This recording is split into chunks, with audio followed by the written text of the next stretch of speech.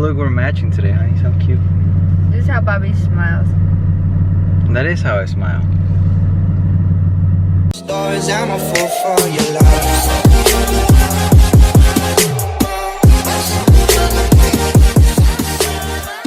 Alright guys, so welcome to another episode or video or channel or stream or however you're watching this. Anyways, as I posted on my Instagram the other day, a poll for some questions for a Q&A, and I asked you guys to just ask me anything fitness, workout, life, whatever related, and I was gonna do a quick Q&A. Most of these questions, pretty much all of them, are kind of like workout, fitness related. So I'm gonna try to answer them as thoroughly as possible, and I have my girlfriend here with me who will give her 2 cents about stuff too. As you can tell, she's super excited. 50 cents. Anyways, I got new eyelashes. I try out. so question number 1, how did you start? You could also give your 2 cents and be like, well, how did I start? I started, like, technically I started working out back in probably elementary school, I would say, because when I was in elementary school, I would get home and watch WWE Raw. And I remember every time I'd watch that and I'd see Triple H come out, I'd be like, yo, my goal in life is to look like Triple H. So during every episode break, I would just hit the floor and just start doing push-ups till I was like, oh man, I'm sore, I'm getting there. And I did that for like a while, and then I kind of stopped. And then that's kind of what kicked me off, because after that I would go into, after that I went into high school. And then I just kind of like sports, and I enjoyed weightlifting. And then I did like the football training camp for a summer. And then I did Muay Thai.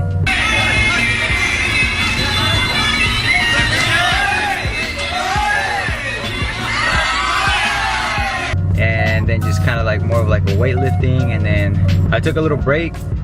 And then now I've been consistent for a while. So yeah, essentially wanting to look like Triple H, oddly enough, that's what got me started. Skip to the second question. What's a good supplement for beginners? You wanna give your thoughts on that? I don't really know much. I just know I was against supplements. I thought they were all bad. Turns out they're not all bad. And I did my research. So like for protein, I take Gold Standard. For BCAAs and creatine, I take, what do I take? Body Tech? Body Tech, yeah. Yeah, and I remember before even buying them, I made sure like I asked multiple people who are in the whole fitness scene. Like I asked you, which I know you look a lot into that stuff. And then I asked a few trainers to see what they thought.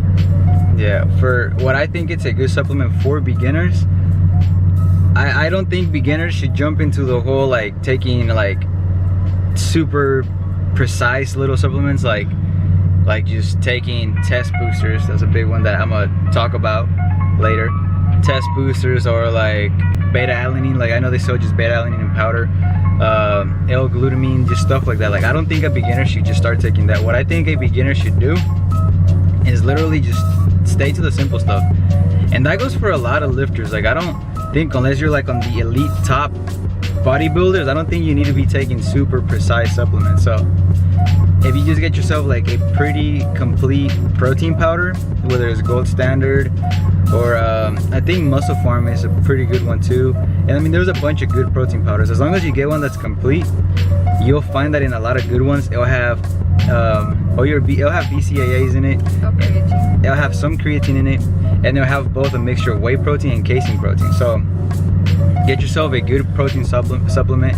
Make sure that you're intaking the right amount of protein, and I mean that should take care of you as a beginner. Now once you get farther onto your lifting career, then that's when it kind of changes depending on what your goals are and your body type and all that. But for beginners, just a good protein powder, I would say, and a good pre-workout if you need it. You don't have to get nothing crazy. Next question, how often should you have to work out? I think that's what the question should be saying. Depends on what you're going for too, because some people, like I said, they could work out 3 times a week and still have a good body shape because of their diet. Yeah. Other people, like, they can have a decent diet, but to get to where they want to be, they're gonna have to put in a little bit more work. Yeah. So it just varies.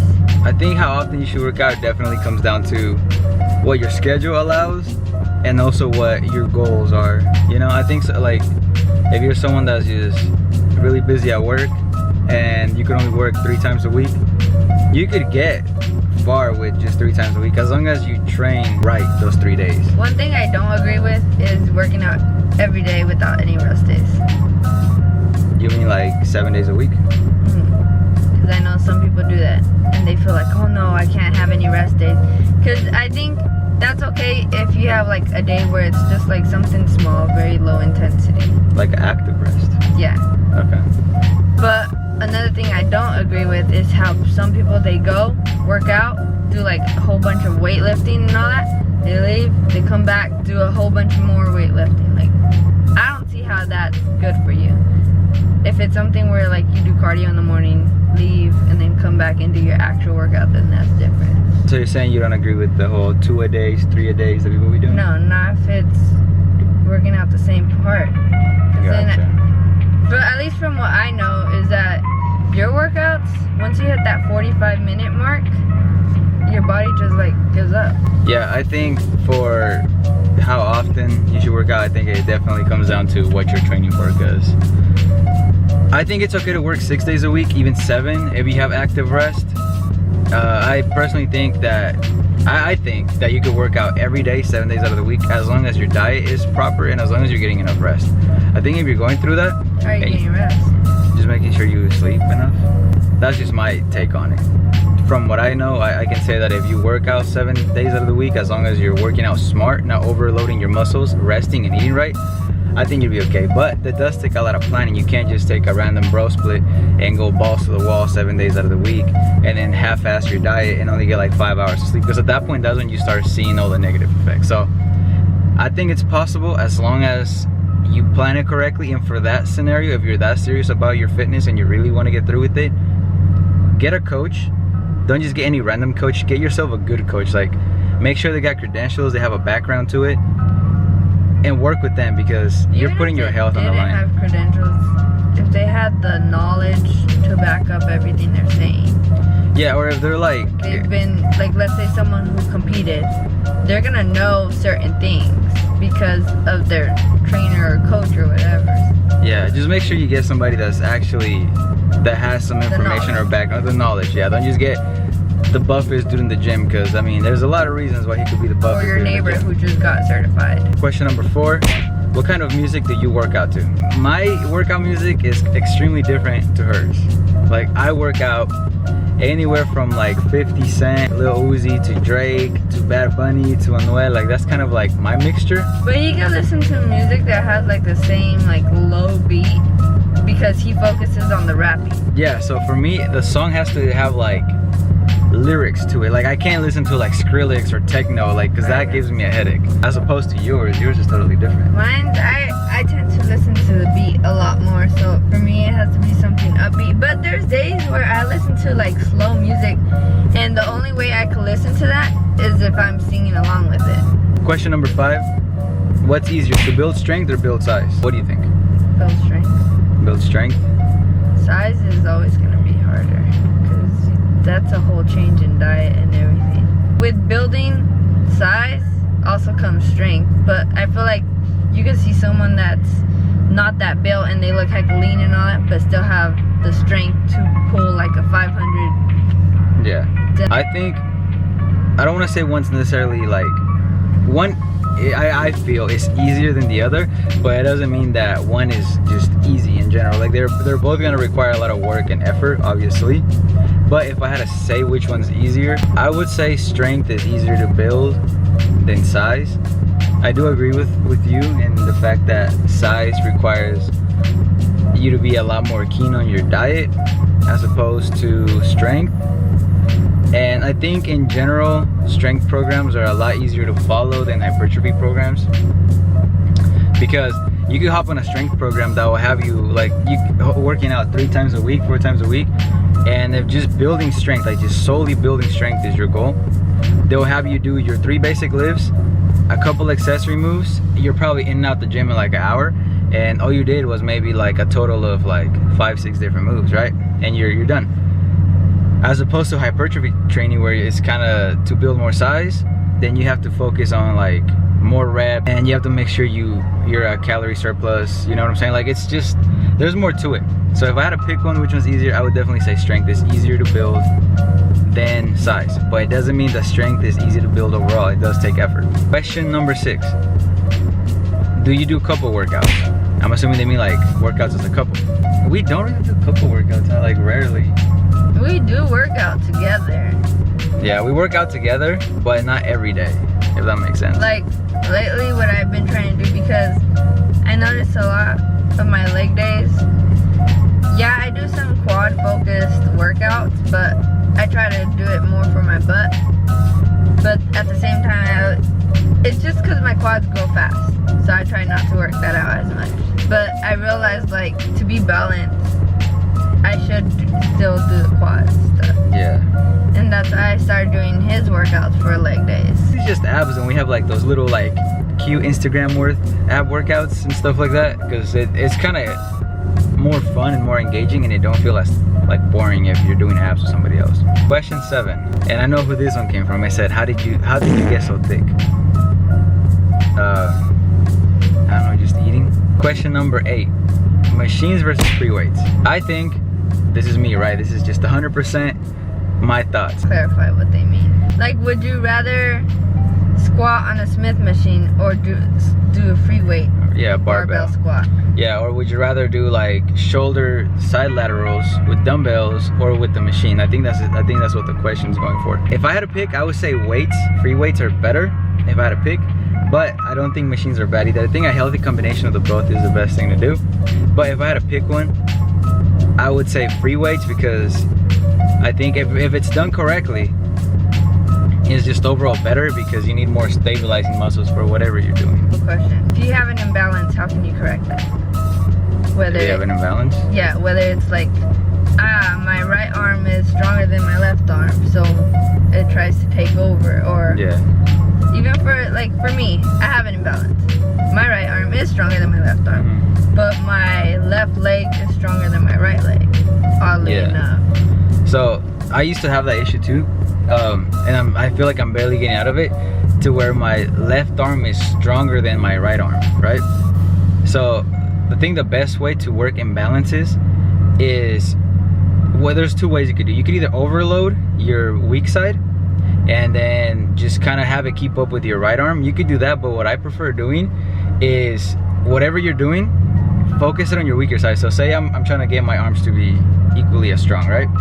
So say I'll go and I'll do like, I don't know, like say 4 sets of 10 on bicep curls, would you say, right? Left hand. And then I finish my first set of 10 here, and like, oh, my arm is tired, right? Because it's an imbalance, like it's the weaker one. Then I get my right arm and then I'll do like 10. And even though I did 10 on this arm and I feel like I still have like another 5 reps, I'll leave it. Because you're trying to get that one to catch. Yeah.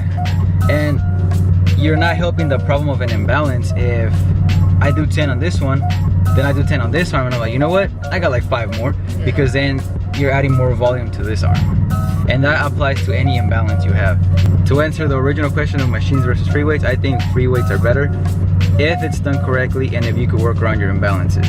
I think beginners should start with the mixture of both too, because it's harder to develop an imbalance on a machine than it is on free weights. Yeah, so just make sure you look at a machine. If the machine doesn't feel comfortable, don't tell yourself like, oh, it's a machine, it has to feel like, even if it's uncomfortable, I have to do it. Everybody's body is built different. Everybody has different shape and size bones, so if it doesn't feel right, you don't have to do it. There's always an alternative. 100% there's always an alternative. Question 9, why do you always talk about longevity? I always talk about longevity because I've said it before. I think that if you could work out for 40 years, it's better than working out just for 10 years. I mean, it's kind of self-explanatory. If you don't take care of your form or your body, then within 10 years of just lifting crazy weight, you're gonna be suffering from a bunch of pain and aches. You're doing more damage at the end. Like, once you're older, your knees are gonna hurt, your back's gonna hurt, your arms are gonna hurt. And what's the point of living that good life for the time being if you're gonna spend the rest of your life being in pain? Yeah, exactly. Like I've said it. Everybody knows somebody that says, I don't deadlift because I hurt my back. I don't squat because it hurts my knees. I don't bench because I hurt my shoulder. And I'll argue this with anybody. That could be prevented, 100%. Depends if it's something that they grew up with.